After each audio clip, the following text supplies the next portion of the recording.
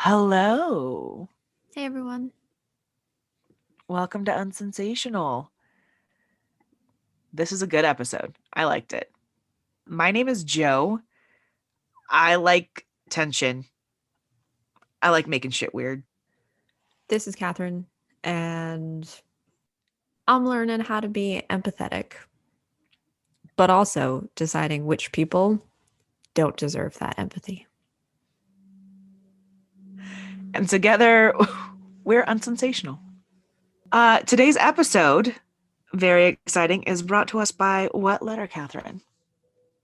Why, it's brought to us by the letter S, Joe, for simulation, because we're going to talk about a bunch of random controversial topics, what's going on in this current timeline. Who knows? But stick around for a listen while we try to figure it out together.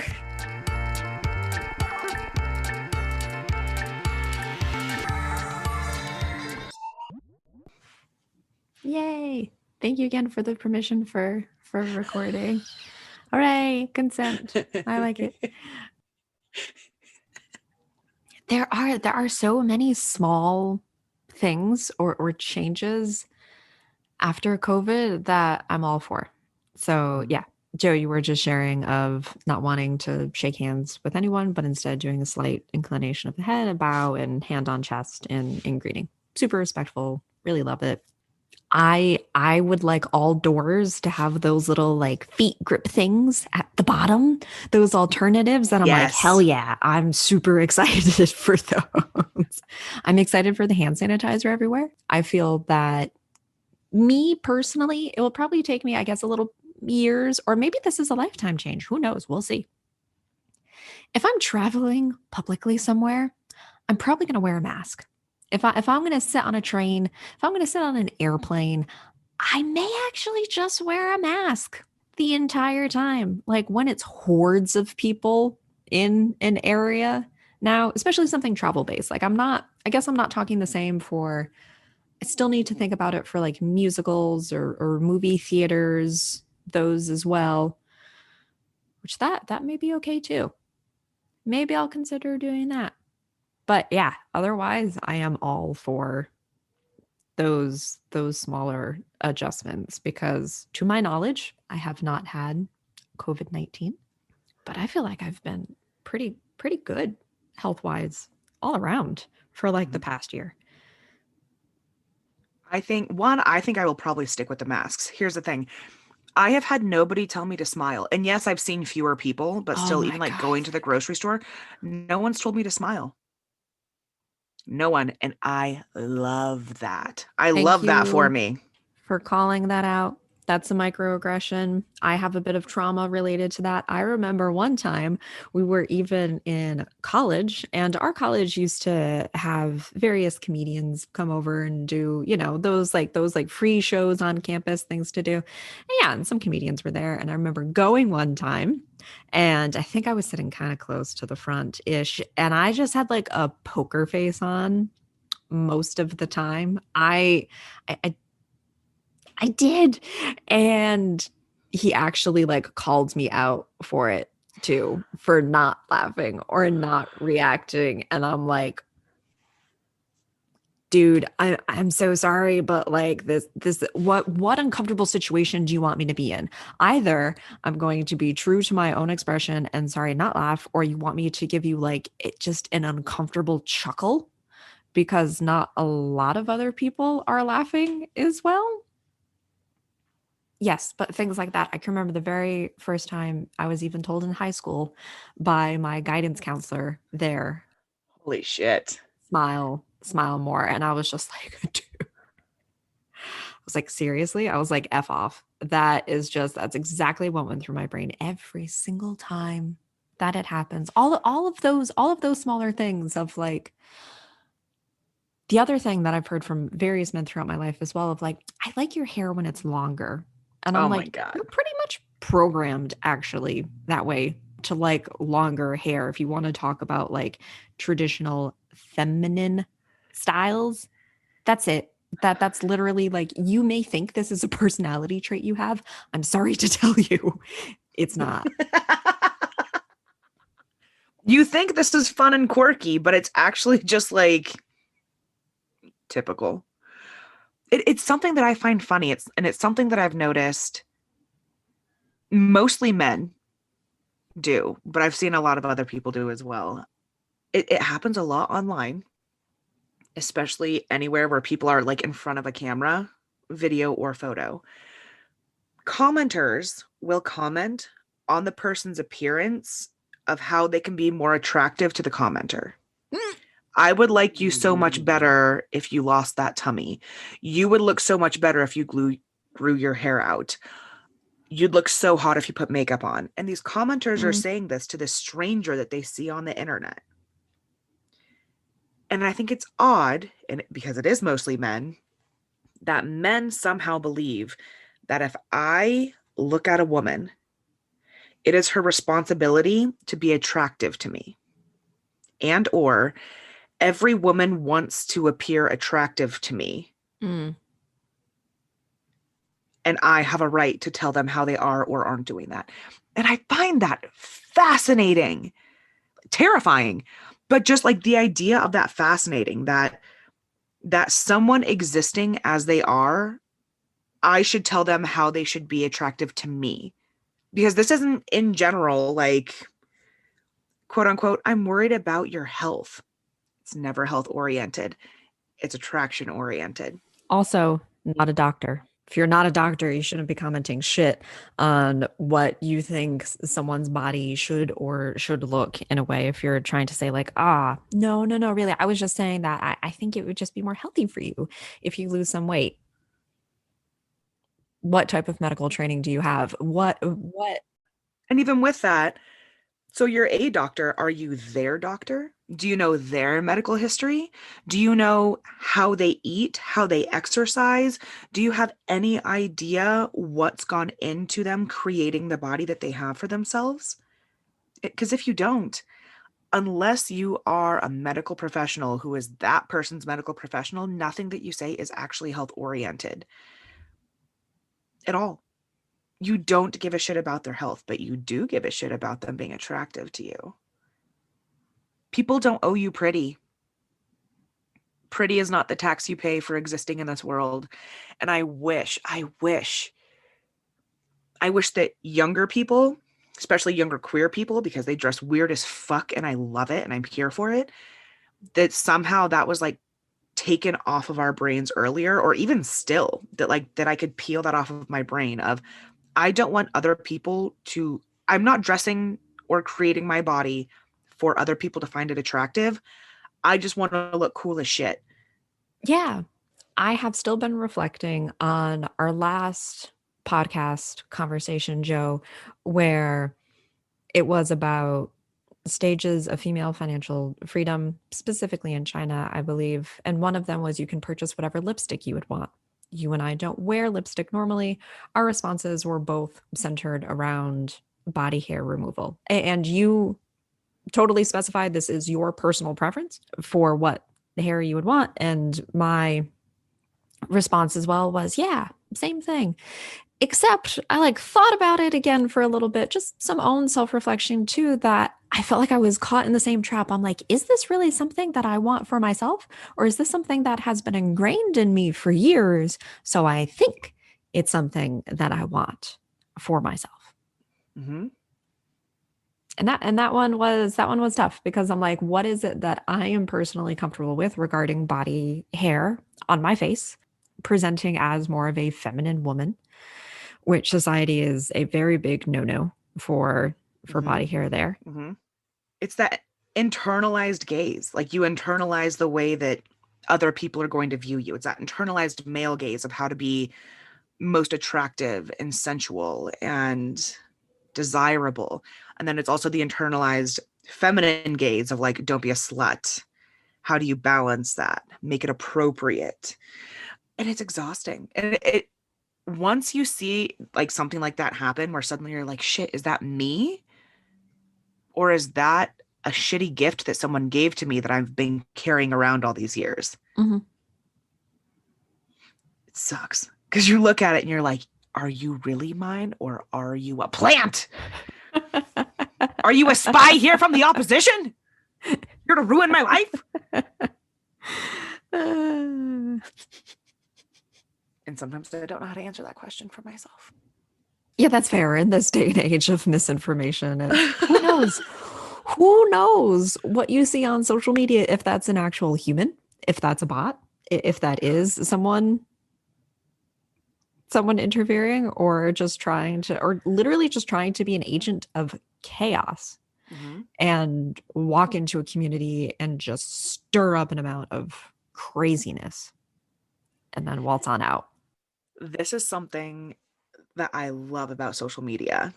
And I know that you have to walk this line as well because of the way that you communicate.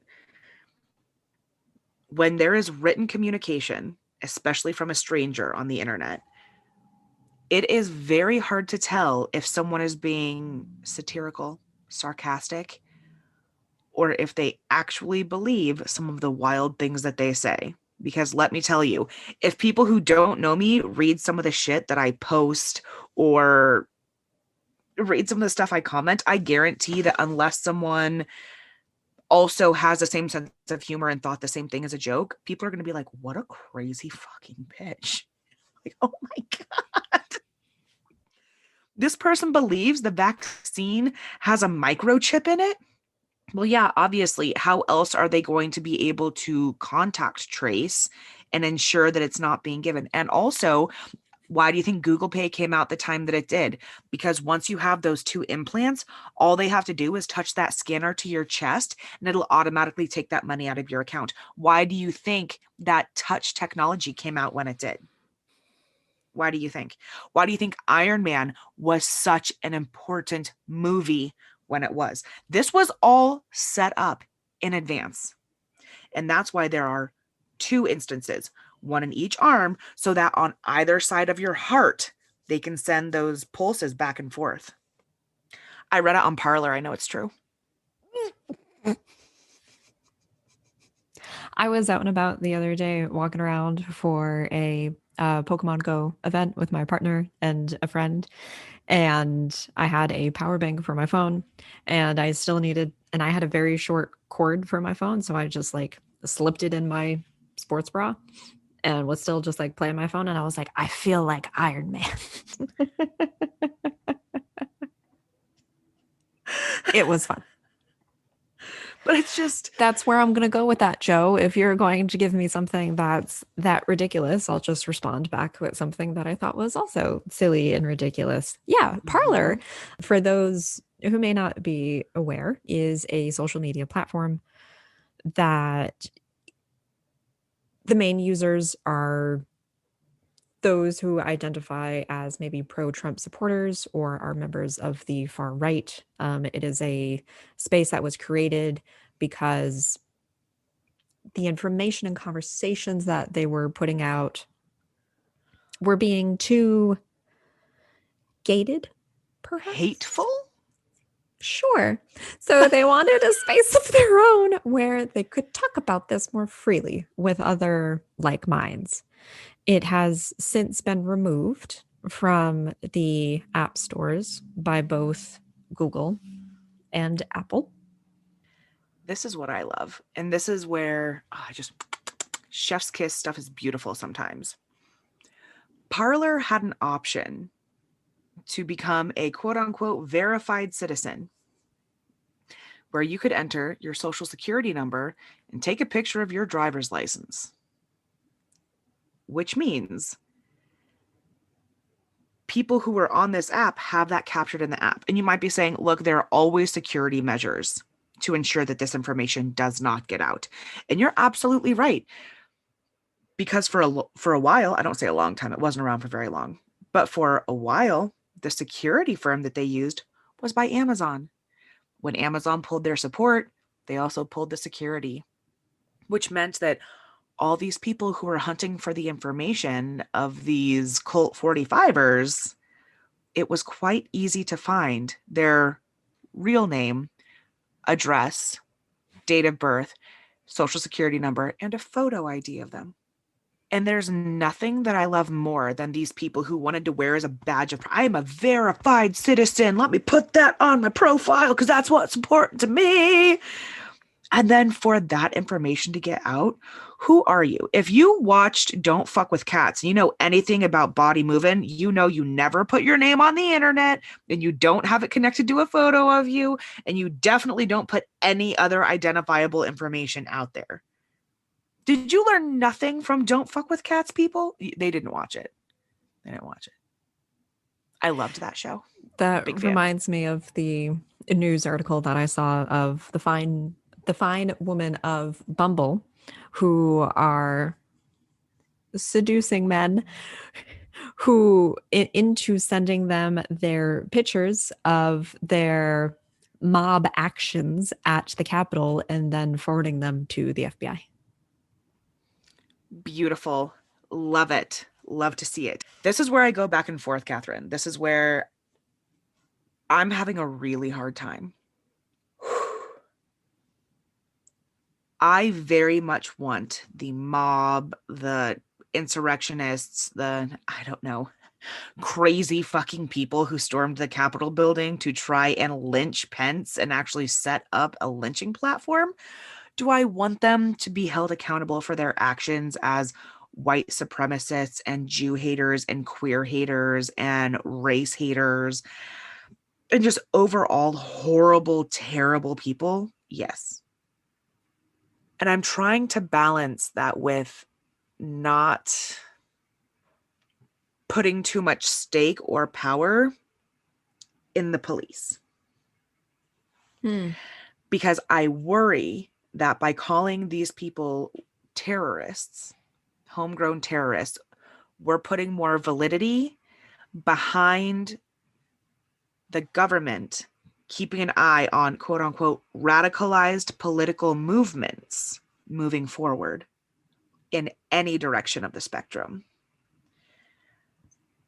So someone like me, I'm a little bit worried that if I wasn't already going to be on a list, I'm going to be on a list.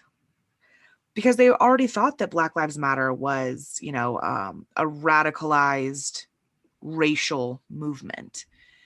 They used a specific term for them and I don't remember it, but it was something along those lines of like, this is a radical race movement and we need to keep our eyes on them, because they were worried about it being a whole other, Black Panthers kind of organization. Mm-hmm. But I just worry about that. I worry about like putting too much stake in the government to take care of a problem that should have been handled by people. Like stop excusing your racist aunts and uncles. Stop excusing them. Let them be lonely. Let them be lonely. Don't visit them. Don't buy them Christmas presents. Take their Christmas presents. Shit, take their money. That seems to be a reoccurring message by the GOP of this is now a time for unity. And this is my personal opinion that I'm just giving here. In the first 2016 election, struggled with anyone who did vote for Trump, and then kind of having conversations there, and was starting to have some thoughts about, can I separate my own political views from theirs? If there is no room for kind of discourse or difference of opinions, what's the boundary that I kind of want to make here for myself? After the 2020 election, I have now decided a personal healthy boundary for myself is, if I do find out that someone had voted for Trump twice in 2016 and 2020, I do not want to have a relationship with that person in any manner, because what it has now turned into is not a difference of political opinion. It's turned into basic human rights and decency, and that is not up for discussion on the table. So I will not unify with someone who is wearing a hoodie that says Camp Auschwitz and staff on the back. I will not unify with someone who, as you already mentioned, raised the gallows and were chanting Hang Mike Pence and went into the Capitol building with the intention of assassinating Congress people. Mm-hmm. I'm proud of you and I love you for that. Thank you. Genuinely, there should be always should be room for a difference of opinion when it comes to action. Katharine, there's a new school that needs to go up in your district. Let's say there's a new school that needs to be built and we need to find a way to get the money for it, and there's a pandemic happening. Do we, is part of it donation based? Does part of it need to be raising taxes over, the next 10 to 20 years? Does part of that need to come from subsidies? Do we look for private buyers? And would that be dangerous? Do we focus traffic tickets, or do we reprioritize money that would have gone to fixing up 2 parks nearby you to reallocate the funds for education inside versus like external play education? The difference there is absolutely political for who has access to what and when, who's going to have the ability to use these. Not only the children would be using the park, and so that was going to be for a larger community. There are so many sides and opinions and intersections there that would need to be talked about. Absolutely. And people will definitely end with different opinions. Yeah. But to say, I want to be able to wear a shirt that says 6MWE is inappropriate. That is very much, people will say it means something else.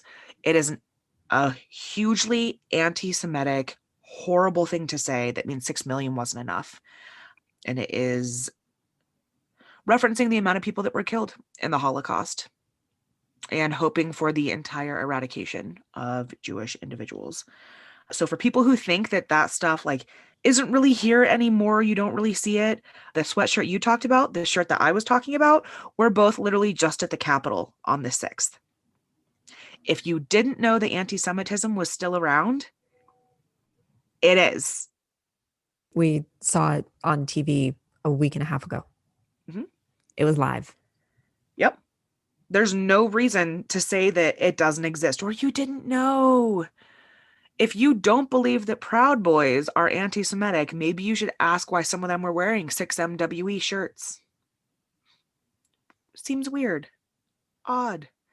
Seems real fucking weird, Colorado Proud Boys. Real fucking weird. I saw you at the Capitol. You all were part of the 700 right-wing weirdos at the Capitol on the 6th.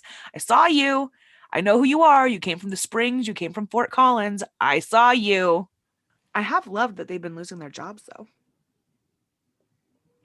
Little by little, jobs coming out and saying, we want nothing to do with these people. That part's been great. Because again, freedom of speech, some action that you're going to take if you're going to group it under a protest.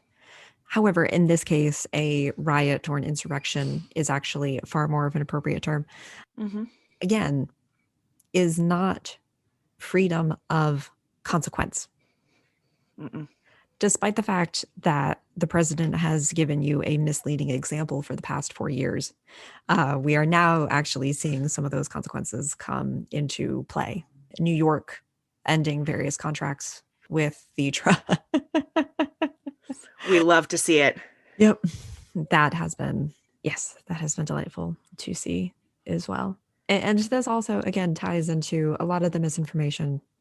Jo, I know that you went a high satire there with talking about the virus and the microchips that are in it too.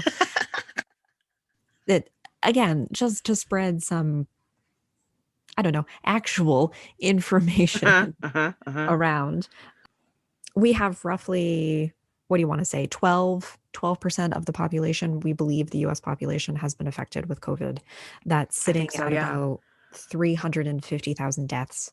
For those who may want to say we want herd immunity, that would have to get to roughly like 70 to 85%. which would mean you're also willing to let 1 million in total people die for this. Mhm. Anything that's coming of the vaccine, which this I was curious about too, but and I am getting my information from an interview with Dr. Fauci here. What I'm saying is long-term effects of the vaccine. Typically, those are seen in trials anywhere from, what was it, 30 to 45 days, I believe, I believe afterwards. so, Nothing yeah. really pops up big after that. It's not like, ooh, this mysterious thing happened 2 years down the road. The COVID vaccines have undergone, I believe, like a 60-day window to look at any long-term effects that have happened. So no, corners haven't been cut in that way. Still looking at long-term effects. And part of the reasons it's happened so quickly, because if you haven't noticed, it's impacting the entire world.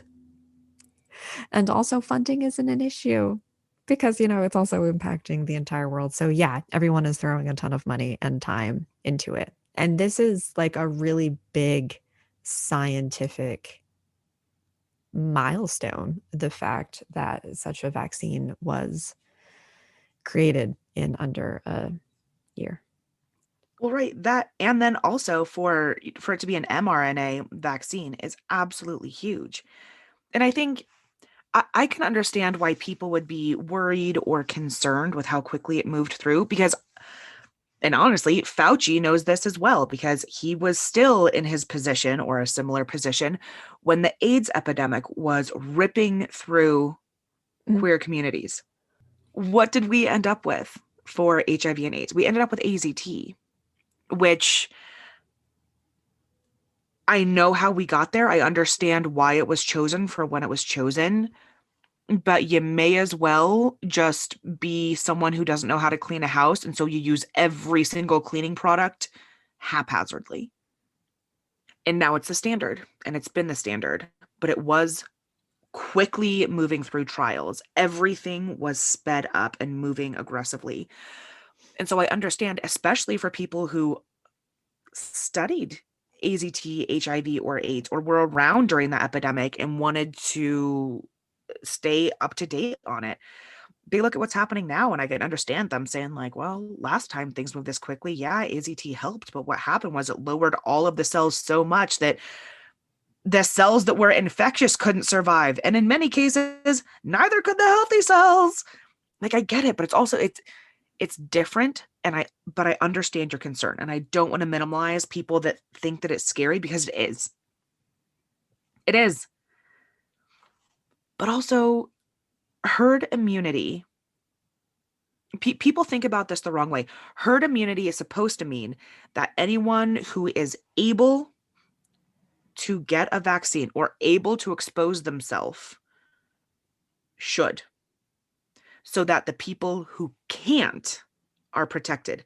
It doesn't mean we're willing to slaughter the old, the young, the disabled, the immunocompromised in order for those of us who were strong and healthy to live on. That's eugenics. We're talking about the opposite of that, my friend. We're talking about if your body can handle the illness or if your body can handle taking on the immunity, you have a responsibility by being part of a community to do so. That's herd immunity. And even then, we're still probably like a year out from that. These people are nutso. I don't get it. I have a question that I almost don't want to ask, in part Okay. because I'm not familiar with how the vaccine for HIV AIDS was created. Okay. And so I don't know about the history of it, but even what you were saying with some that may have had previous experience with this did see it kind of rushed into existence and then did have this negative impact. I'm afraid to ask as a like cis lesbian white woman of was that in any way allowed to happen because of the population that it was being created for? I want to say yes. I want to say yes. And I also think that there was a lot of money to be made Mm. in peddling AZT. It was booming because the populations who were ill were people who were using needles or sharing needles, regardless of what it was for, whether you were, low income, sharing needles for your diabetes meds, or sharing needles for tea for your shots, sharing needles for drugs, whatever, or having unprotected sex. Didn't have to be unprotected sex between two men, didn't have to be unprotected sex between a bi man and a straight woman, just unprotected sex. I wouldn't doubt that they were okay going with their, I was going to say MVP, but that means minimal viable product. That doesn't mean like top of the top. That means like, what is the minimum viable product we can possibly put out to help treat this? And I think Mhm. that that was AZT. Mm. It's like saying that for any illness, you just need a little R&R. Well, of course, if you're sick, yes, you need some rest and to take it easy and not be stressed and take lots of naps and, drink some water and have some soup. Of course, you're going to feel better. If you're stressed, that makes you feel better. A couple days ago, I did that with my friend. We had movie and soup night. That particular point reminds me of something on social media I saw where an American moved to the Netherlands to take up a job, was reading the handbook from HR, was looking at the PTO, pay time off, and under sick days, it listed that, you must have a doctor's note if it exceeds like 2 or 3 days, which I think is the same for even companies that I've worked for. I'm like, yeah, okay, that checks out. And he's like, yeah, it checks out fine too. And then he's like, what's the annual amount of sick days that you get? And his coworker was like, sorry, what? Like, how many sick days do you get? And she's like, I don't understand. You just get as many as you need. And he's like, oh, If you're sick, don't come into work. That's it. Also, different about that is in the Netherlands, it's not as tough to see a doctor. It is not a hurdle to jump over to see a doctor to give you a sick note.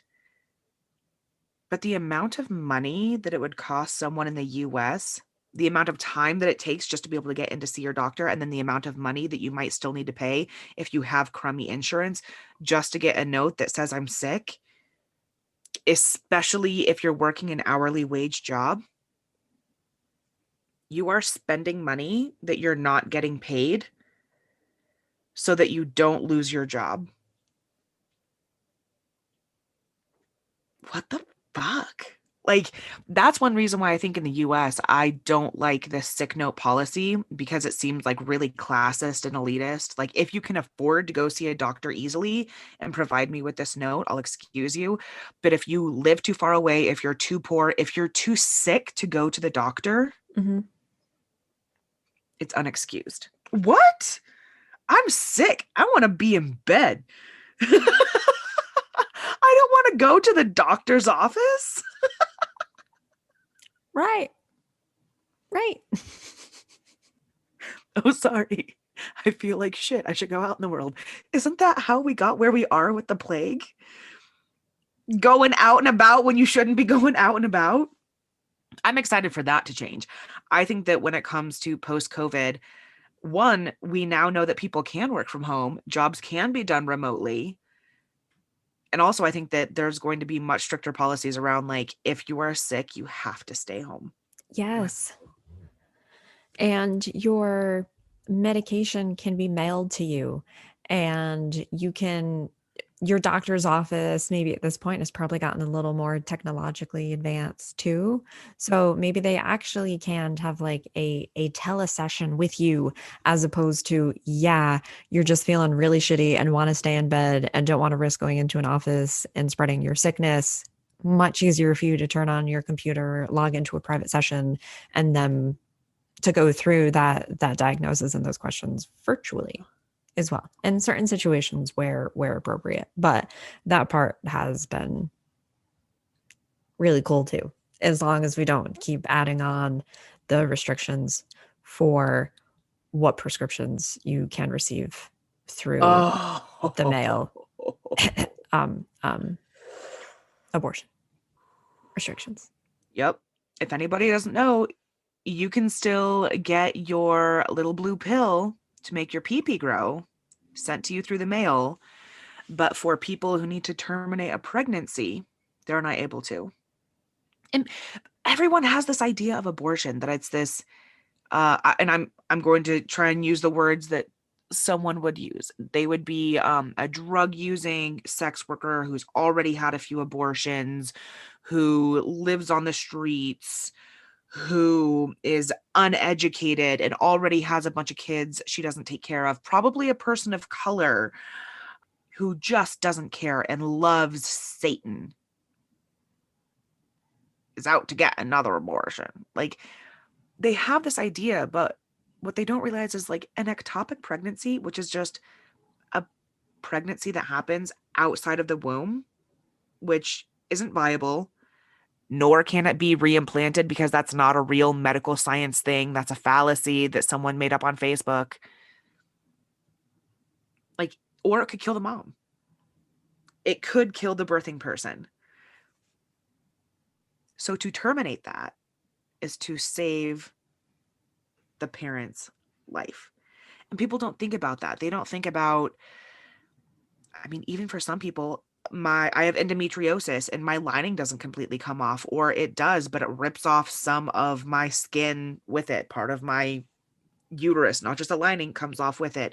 And so this is something that's used in certain cases, not all the time. Don't come from me, doctors, but in some cases it can be used to help ease some of the pain that happens with that.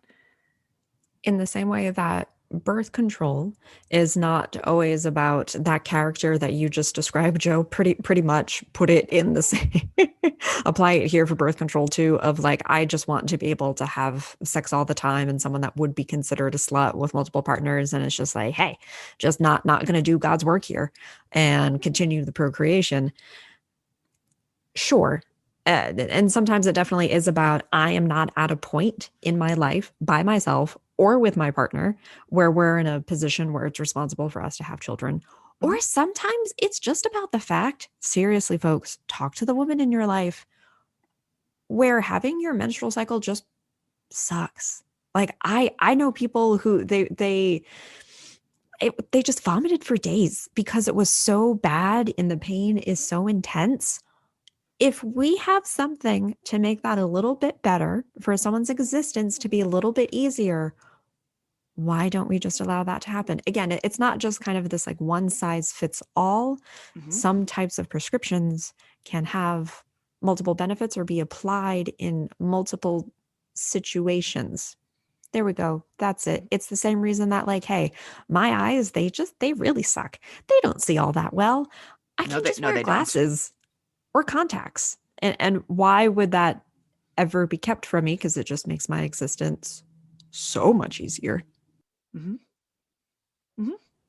And not to mention, I don't want people to think that like we're only for the super rare cases. No, no, no. I want sex working people of color who have had abortions before, who have kids who are challenged with addiction, homeless, and who the fuck knows what else. I want them to have access to abortion. Yep, absolutely. Mm-hmm. Healthy, safe abortions. Yep. Just like I want someone who's just not ready but already has two kids, or someone who was sexually assaulted. It is a medical procedure, and I trust that the person going in for that medical procedure will be educated enough. And that's the other half of it. Mm-hmm. Provide education. Just do it. It's important. And not just to people with a uterus. It's been interesting watching TikTok because one of the things that I've seen happening on there is women showing men tampons. How does a tampon work? How does a pad work? Take the tampon. Here's the uterus. This is where the cervix is. You don't want to hit the cervix, but you put it in the uterus. You pop it in and then see how it expands. Then you pull it out. And these dudes' faces are like curious and mortified and disgusted all at once. They're like, that does that in you? Like, well, yeah, blood is a liquid and I'm bleeding. And so I put this up there like a cork and then I just whip it out whenever it feels a little full before I get toxic shock syndrome. They make young girls so terrified of that, of toxic shock syndrome. Thought it was going to play a much They bigger really role in do. my life. I was so I scared. did as well. Oh my gosh. Yes. Or the fact that I can't even recall, like, when you're first, I'm a human that has a uterus, so yes, I participate in all the monthly rituals, and I can't even remember when it was first starting. Like, there were maybe at least two friends that we just had to talk about how to use tampons basically with each other, because it's like we didn't have any other point of reference. Parents were kind of, uncomfortable with it. So yeah, we create that little safe space for ourselves. But again, that's like a, pre-teens talking with each other. Mhm. I wish that more people who don't menstruate understood things about menstruation. Like, just like the sticky part of the pad does not go on the human. The sticky part of the pad goes on the underwear. And then you pull the underwear up. And yes, that does mean that you're sitting in a mini diaper full of your own blood. You're absolutely right. And you want to know why they're so long? You want to know why? Because technically, women are just one long crack front to back. And sometimes what happens is the menstruation of that person just kind of wiggles its way toward the back. Okay. It just happens. Just happens. Which is exactly why when some people stand up, they go like, hey, I'm on my period. Can you just check me real quick? We all know what that means. It means I'm going to look all around. You're going to look at your chair when you stand up, and I'm going to look at your back end, and you're going to slightly bend over a little bit to pick something up so I can get a full gaze that has nothing to do with like, you look beautiful and sexy, but it has everything to do with, did I just ruin my favorite pair of jeans? No, it was just sweat. Awesome. Thank you. Thank you. I like to think of it in the same way that, like certain businessmen keep like multiple like pressed shirts like on the back of their office door or like in their car basically. Like trust me, we've all had those times in our lives where we'll bring like backup underwear or like a backup pair of pants Mm-hmm. or who knows what else, trust me. And it's you, if you at any point in your life can have the confidence of a uterus haver wearing a pair of white pants while they're on their period, you can take over the goddamn world. Oh my God. Never. I could never. That's a whole other like type of confidence and knowing yourself. Like that is something else. It is great to watch the learning. Like there was one person again on TikTok. I want to say he's a teenage or young 20s, young black man who's going through and learning as much as he can about uterine things. So sometimes it was like he was learning about the implant that gets shot into your arm, learning about an IUD and the difference between like the vagina and the cervix. And so he watched a video about like this is the this is the vagina, here's the cervix. The hole does not exist, but we make it just a little bit big like this and then we shove something in it to measure it. And then we take it out and then we shove it back in to flip this thing in there. And then you have this plastic floating T that just stays in there until you pull the strings to rip it out. And he was traumatized from that, but continued researching, looked into like pads and panty liners and tampons and menstrual cups, like educating himself because it's on the internet. And he wasn't taught these things when he was younger. Anyone who does not menstruate, you're surrounded by people always who are bleeding. Yeah. I can guarantee in any day, you're hanging out with at least one person whose genitals are bleeding and ripping themselves apart. So maybe you should know something about that just a little bit. A little bit. Talking about all of this is reminding me of another TikTok user who does a sports news with Taylor. He does a great job with these videos. You haven't seen them. Oh my gosh. I I love don't think all of so. their videos. It's perfect. It's exactly how I talk about sports. I like watching sports, again, folks, just for the record, but talking about it in this manner is delightful to me. And so he's talking about football, the LA Chargers, for Okay. example. He has deemed the La Swooshes based off of their based off of their logo, and the I believe this is what they're called, the Tennessee Titans. You're on it. Yep. He has dubbed the Flaming IUDs, I love that. and I can't unsee I it love now. that. I almost want them to become the new team that I follow just for that reason. Oh my God, absolutely. That's incredible. Yeah. Oh my God. Mm-hmm. I'm so jealous. There are so many different sides to this TikTok thing. And every once in a while, you and I find like the same FYP. Every once in a while, we're on the same For You page where I'm like, okay, yes, you saw mine, I saw yours. Like, it's good. We're in a good rhythm. And then there are some things that you've brought up where I'm like, I don't know what this is. What do you mean this is a staple? And it's funny because I I love my sister's cats. I'm fine with cats. I'm not a cat hater. I'm just allergic.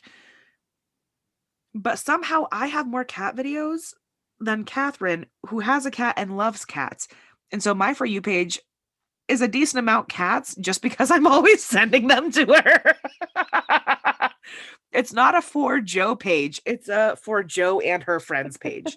It's an amalgamation of me and everyone that I send crap to.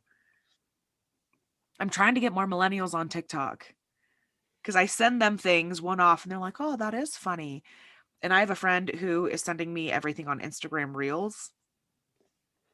But because the way that Reels works, it's always like a day or two after I've already seen them.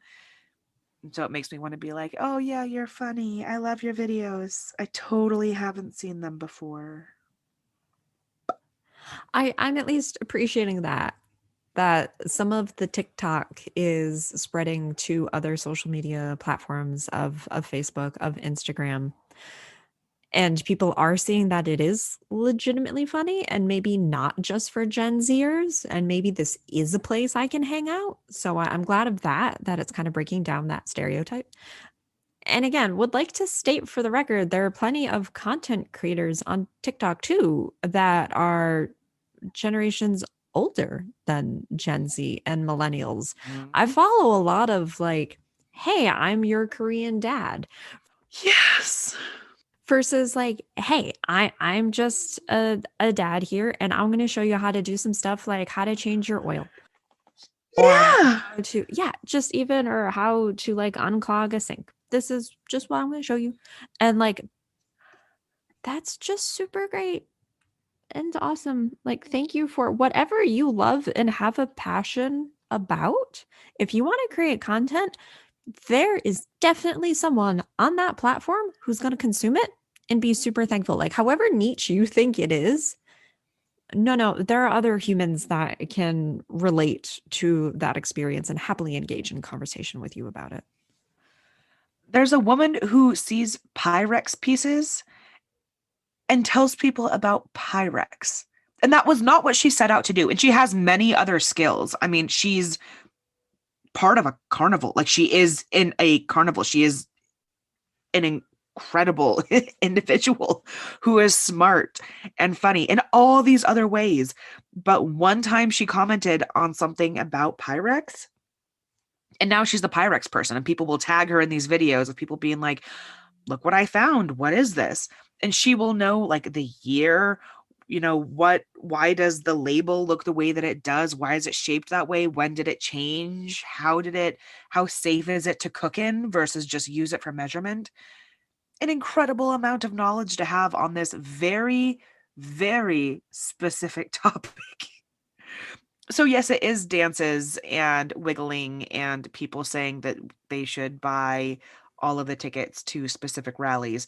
It's also, witches and pyrex and gay people. So that's wholesome. Oh, that's fine. I was waiting to see Biscotti. I thought she was prancing around. I thought I would get to see her. There you are. Oh, in the box. Excellent. Good. Yes. That's why I've muted myself sometimes. I remember the conversations about you getting a cat. No, that was my first big, like, it still is like mind blowing to me and gets me all gushy. The fact that, like, that's when I considered myself an adult human, that I could have another creature in the household that wasn't me, that I was able to like support and love and care for. And that was like, I think I'm gonna do it. That I was like, really? I was like, this is just I can just go get a cat myself. And I don't have to check for anyone else's like permission or blessing because I live on my own. And I'm like, this is great. This is delightful. So yes, she's a good little nugget. Oh my God, I love her so much. I know. I am again periodically reminded about the fact that I will never be president of the US because I'm primarily a cat person as opposed to a dog person, but we are very slowly making progress with that. Now, with our 46th president, we will have a shelter dog. I know. He's bringing in two German shepherds, but one of them is a shelter dog. That does warm my heart a bit. Okay. We both know where I stand on Biden and Harris. We both know where I stand on a lot of those things. But I am glad to see a shelter pet. And I know that that seems really small. It seems mostly inconsequential, and that's fine. But like, it's nice to see just little nuggets of things like that where it's like, you don't have to have a purebred dog in the office. Like, you can have the shelter dog that you went and you saw and you fell in love with and you decided I have like you're part of my family now. I saw you, I love you, you're now coming home with me. My home Right? isn't complete without you. That is the one thing that I wish they tell you about about that, or even about adopting a animal. Like, I whatever expectations you potentially think that you have about going into the shelter, just be open to the fact that there just may be a creature in there that steals your heart. So go in there with an open mind. Biscotti was not on my short list, but Mhm. they brought me over to her. I sat down and I was like, yeah, okay. Okay. Okay, I love her. I'll take her. But the thing about Biscotti is that maybe 2 years after I got her, she did have very bad teeth and has had most of her teeth extracted. So, she legitimately is toothless from How to Train Your Dragon. She's black, she has green eyes, she doesn't have teeth. In some of the videos that you sent me, Joe, it's about like a cat that's yawning and I'm like, "Son of a gun." I'm like, "What is this?" And I'm like, "Oh yeah, they are supposed to have sharp pointy teeth." So I'm going to be real confused like the next cat that I get that I'm like, "Huh, you have these chompers. Okay." It is really cute to watch Biscotti yawn though. There is it is so pure and adorable. Because I only got to meet Biscotti once, and it was through a glass door because we were outside because of COVID, because, plague.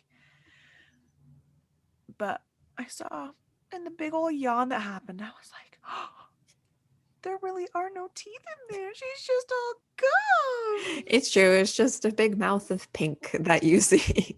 It is so fucking cute. I loved it. It made me so happy. And it's because my sister's cat, Jimmy, Small little guy, not even a year old, maybe 8, 9 months. Like just a wild and crazy running around little guy. He's a little black cat with green eyes. And he has definitely like the big sharp ones. But what I forget about cats' teeth is like the other ones are so itty That bitty. is true. Yeah. Yeah. They're like an eighth of a grain of rice. And they're such, she has such good cats that sometimes I'm like, let me see your teeth. And I'll just open their mouths and they'll just Mm. look at me with their teeth like this. Mm-hmm. Sorry, those of you who can't see, I have my fingers in my mouth and I'm pulling my lips apart and I'm just showing Catherine my teeth. Just, you're welcome. I love it and it's so cute and it makes me so happy. The fact that Scotty doesn't have any chompers. How old is Scotty roughly? I know that there's only a rough estimation. So when I got her, if I got her in 2016, and I think at that point they pegged her around like 7, 8, she's a bit of an old lady that we God have damn. then. I guess we'll just say 12. Sure. We'll say 12. She's bopping around strong for a 12-year-old. Dang. Yeah. She's an active 12. Yeah, she very, very ironically is pretty close in age to my partner's dog, actually, because he turned 11. So maybe she is the older one Mm. out of the two of them. Very regal That's and responsible. it's kind of fitting. Yeah. Even if she's not, she definitely acts like it. So I love her. I miss her. Maybe Biscotti can be president. You know what? We can make vests. Scotty for president, and then a picture of a cat, and no one will know. It'll say Scotty for president. Like, ooh, who's Scotty? If you want to know, here's a flyer. And then it's just a flyer about Biscotti the cat. I feel like that would be an incredible 2024 running platform. I like it. Yep. Her main focus will be on healthcare. Obviously. Scotty doesn't know can be her song. Cats have already been mayors of Uh-huh. towns. Uh-huh. On that note, thanks for listening, everyone. If you'd like to hear more from Biscotti, please subscribe, rate, and review Unsensational wherever you're listening to us. Find us on Facebook, Twitter, Instagram. We are UnsensationalJK on all platforms. Send us your topic suggestions via email to unsensationalpodcast@gmail.com or via the contact page on our website, unsensationalpodcast.com. Give us money on Patreon, patreon.com/unsensationaljk. Again, Cammie, Dane, love you. Thank you. Mean Thank it. you. This episode has been unsensational. Until next time, everyone, stay queer.